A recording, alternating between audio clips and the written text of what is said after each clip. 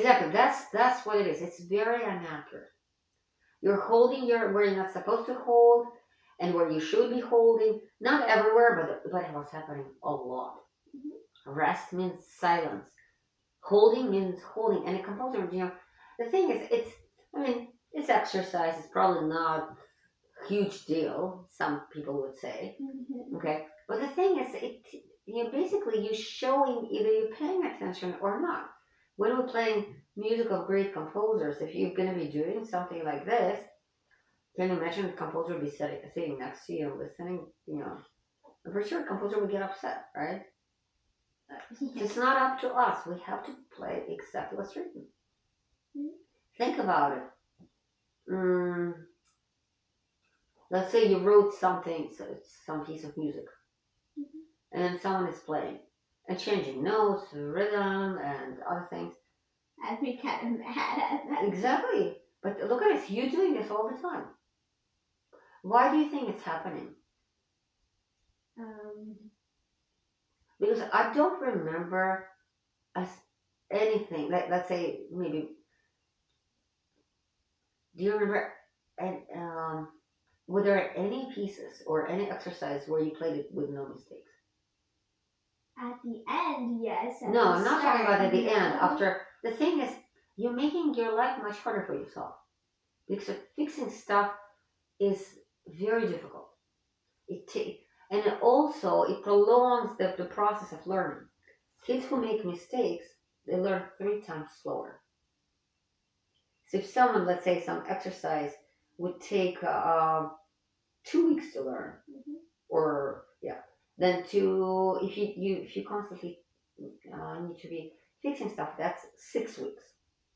And also, what's very interesting, the quality at the end will not be as good. Yeah, it's actually for that person who played for 2 weeks is actually better than compared to the person who played for 6 weeks. Because when we're constantly fixing mistakes, we're not focusing on what's really important, technique itself, quality of tone, that kind of stuff. So the entire attention is on fixing mistakes. So the person who played for 2 weeks played it really well, moved on, played another exercise for 2 weeks. So by the time, that same time, 6 weeks, that person played 3 exercises and played very, very well with excellent quality. And there's someone who is playing for 6 weeks and at the end doesn't play that well. Kind of sad. It's kind of sad, but that's what kind of we do. Because we always spending so much time on fixing stuff. Do you think you can actually test yourself each time? But it's in a way it's a mystery to me, because if you practice with looking, you're looking at the music, you're checking everything while you're memorizing. Why do you think you make that many mistakes? Some are bigger, some are smaller mistakes, but still. Because I don't have an answer for that. I really would like you to solve this mystery for me. Okay. You're not the only one, actually.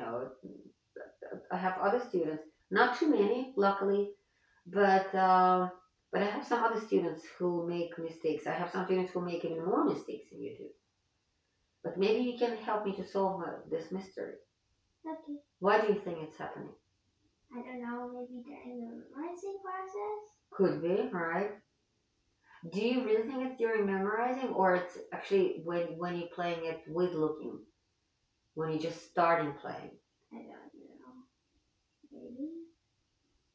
Could be both, depending on mistakes. So, but you do practice by small sections, right? Yeah. So while you're playing that one small section, do you really stay focused on checking everything?